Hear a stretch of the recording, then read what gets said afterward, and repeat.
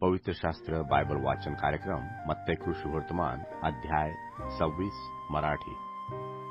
मत्ती शुभवर्तमान अध्याय 26। मत्ती शुभवर्तमान अध्याय 26। येशूला ठार मारण्याचा कट। येशूला ठार मारण्याचा कट।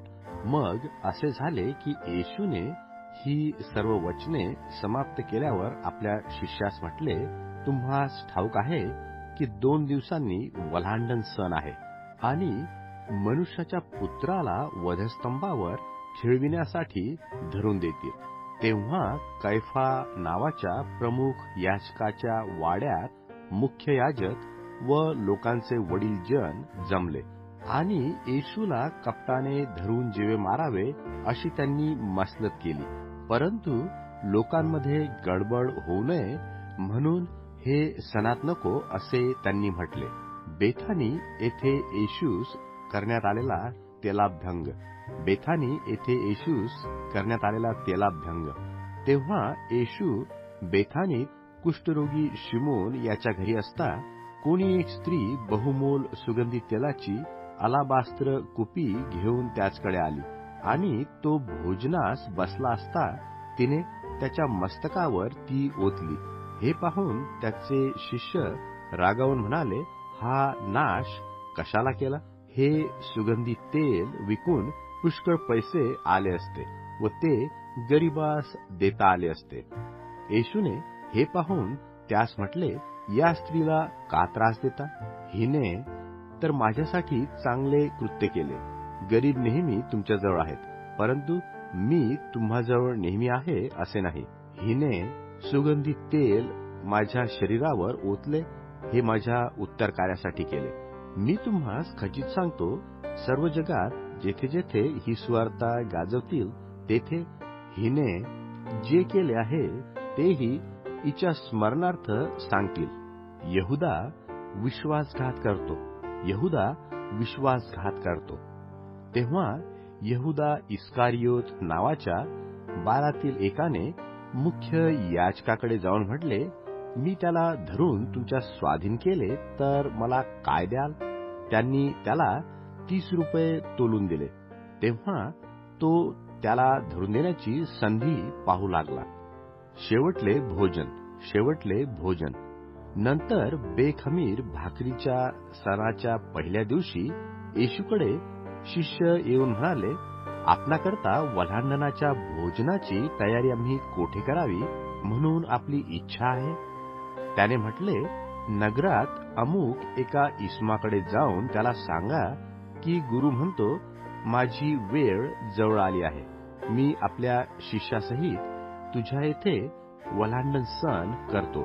मग येशूने सांगितल्याप्रमाणे शिष्यांनी जाऊन वल्हांडणाची तयारी केली। संध्याकाळ झाल्यावर तो 12 शिष्यासहित भोजनास बसला आणि ते भोजन करीत असता त्याने म्हटले, मी तुम्हास खचित सांगतो, तुम्हातील एक जण मला धरून देईल।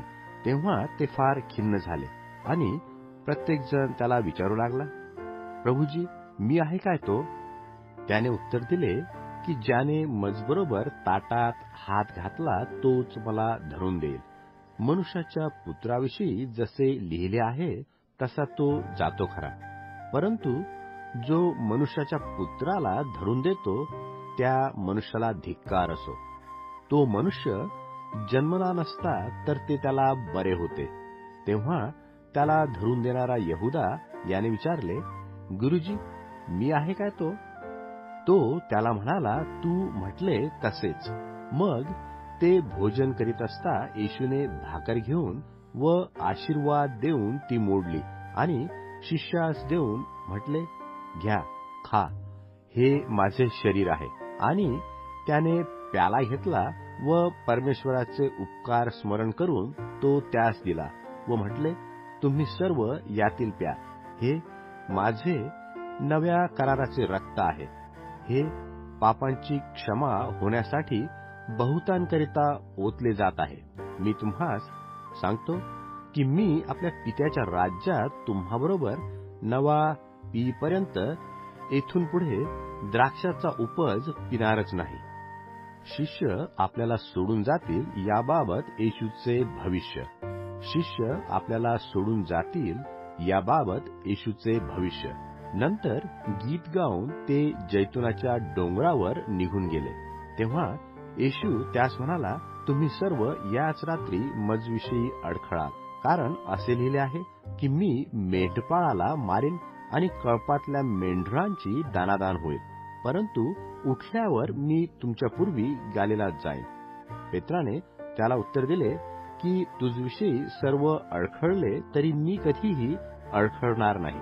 येशूने त्याला म्हटले, मी तुला खचित सांगतो की याच रात्री कोंबडा आरवण्यापूर्वी तू 3 वेळा मला नाकारशील. पेत्र त्याला म्हणाला, तुझबरोबर मला मरावे लागले तरी मी तुला नाकारणारच नाही. सर्व शिष्यांनीही तसेच म्हटले. गेथ शेमाने बागेत येशू. गेथ शेमाने बागेत येशू. नंतर येशू त्याचबरोबर गेथ शेमाने या नावाच्या ठिकाणी आला आणि शिष्यास म्हणाला, मी थोडा पुढे जाऊन प्रार्थना करीपर्यंत येथे बसा. मग त्याने पेत्र व जब्दीचे 2 पुत्र यास बरोबर घेतले आणि तो खिन्न व अति कष्टी होऊ लागला. तेव्हा त्याने त्यास म्हटले, माझा जीव मरणप्राय अति खिन्न झाला आहे. तुम्ही येथे राहा व माझ्याबरोबर जागृत असा. मग तो काहीसे पुढे जाऊन पालथा पडला आणि त्याने अशी प्रार्थना केली, हे माझ्या बापा, होईल तर हा प्याला मजवरून टळून जावं, तथापि माझ्या इच्छेप्रमाणे नको तर तुझ्या इच्छेप्रमाणे हो. मग तो शिष्यांकडे आला आणि ते झोपी गेले आहेत असे पाहून पेत्राला म्हणाला, काय घटकाभरी माझ्याबरोबर तुझ्याने जागवत नाही? तुम्ही परीक्षेत पडू नये म्हणून जागृत राहा व प्रार्थना करा. आत्मा उत्सुक आहे खरा, तरी देह अशक्त आहे. आणखी त्याने दुसऱ्यांदा जाऊन अशी प्रार्थना केली, हे माझ्या बापा, हे प्याला वाचून टळून जात नसेल तर तुझ्या इच्छेप्रमाणे हो. मग त्याने पुन्हा येऊन ते झोपी गेले आहेत असे पाहिले, कारण त्यांचे डोळे जड झाले होते. नंतर त्या सोडून पुन्हा जाऊन त्याने तिसऱ्यांदा तेच शब्द म्हणून प्रार्थना केली आणि तो आपल्या शिष्यांकडे येऊन त्यास म्हणाला, आता झोपा व विसावा घ्या. पहा, घटका जवळ आली आहे आणि मनुष्याचा पुत्र पापी लोकांच्या हाती धरून दिला जात आहे. उठा, आपण जाऊ. पहा, मला धरून देणारा जवळ आला आहे. येशूला अटक करण्यात येते. येशूला अटक करण्यात येते. तो बोलत आहे इतक्यात पहा, 12तील एक जो यहुदा तो आला आणि त्याचबरोबर मुख्य याजक व लोकांचे वडील याचकडला मोठा समुदाय तरवारी व सोटे घेऊन आला. त्याला धरून देणारा याने त्यास अशी खूण सांगून ठेवली होती की मी ज्याचे चुंबन घेईन तोच तो आहे, त्याला धरा. मग त्याने लागलेच येशूजवळ येऊन, गुरुजी सलाम असे म्हणून त्याची पुष्कळ चुंबने घेतली. येशूने त्याला म्हटले, गड्या, ज्याकरता आला आहेस ते कर. तेव्हा त्यांनी जवळ येऊन येशूवर हात टाकून त्याला धरले. मग पहा, येशूबरोबर जे होते त्यातून एकाने हात लांब करून आपली तरवार उपसली व प्रमुख याजकाच्या दासावर प्रहार करून त्याचा कान कापून टाकला. तेव्हा येशू त्याला म्हणाला, तू आपली तरवार जागच्या जागी घाल, कारण तरवार धरणारे सर्वजण तरवारीने नाश पावतील. मग आपल्या पित्याजवळ मागता येत नाही आणि आता तू मला देवदूतांच्या 12 सैन्यापेक्षा अधिक पाठवून देणार नाही असे तुला वाटते काय? ऐरवी असे झाले पाहिजे हे म्हणणारे शास्त्रलेख कसे पूर्ण व्हावे. त्यासमयी येशू लोकसमुदायास म्हणाला, जसे लुटारूवर तरवारी व सोटे घेऊन जावे तसे तुम्ही मला धरावयास बाहेर आला काय? मी प्रतिदिवशी मंदिरात बसून शिक्षण देत असे, तरी तुम्ही मला धरले नाही. मग संदेष्टांचे लेख पूर्ण व्हावे म्हणून हे सर्व झाले. इतक्यात सर्व शिष्य त्याला सोडून पळाले. मुख्य याजकापुढे येशूची चौकशी. मुख्य याजकापुढे येशूची चौकशी. मग येशूला धरणाऱ्यांनी त्याला प्रमुख याजक कैफा याच्या घरी शास्त्री व वडील जमले होते तेथे नेले. पेत्र तर प्रमुख याजकाच्या वाड्यापर्यंत दुरून त्याच्या मागे मागे चालत गेला व आत जाऊन त्याचा शेवट काय होतो हे पाहावयास कामदारामध्ये बसला. मुख्य याजक व संपूर्ण न्यायसभा यांनी येशूला जीवे मारावे ह्या हेतूने त्याचविरुद्ध खोटी साक्ष मिळावी म्हणून शोध केला. आणि बहुत खोटे साक्षी आले असताही ती त्यास मिळाली नाही. तरी शेवटी दोघेजण येऊन म्हणाले की देवाचे मंदिर मोडावयास व 3 दिवसात ते बांधावयास मी समर्थ आहे, असे ह्याने म्हटले. तेव्हा मुख्य याजक उठून त्याला म्हणाला, तू काहीच उत्तर देत नाहीस काय? हे तुझ्या विरुद्ध कशी साक्ष देतात? तथापि येशू शांतच राहिला. यावरून मुख्य याजकाने त्याला म्हटले, मी तुला जिवंत देवाची शपथ घालून विचारतो की देवाचा पुत्र ख्रिस्त तो तू आहेस की नाहीस हे आम्हास सांग. येशू त्याला म्हणाला, तू म्हटलेस तसेच.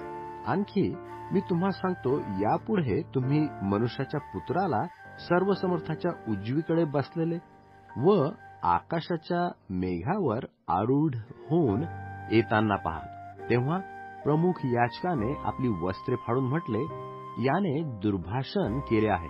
आम्हास आणखी साक्षीदार कशास पाहिजे? पहा, आता तुम्ही हे दुर्भाषण ऐकले आहे. तुम्हास कसे वाटते? त्यांनी उत्तर दिले की हा मरणदंडास पात्र आहे. तेव्हा ते त्याच्या तोंडावर थुकले व त्यांनी त्याला बुक्क्या मारल्या.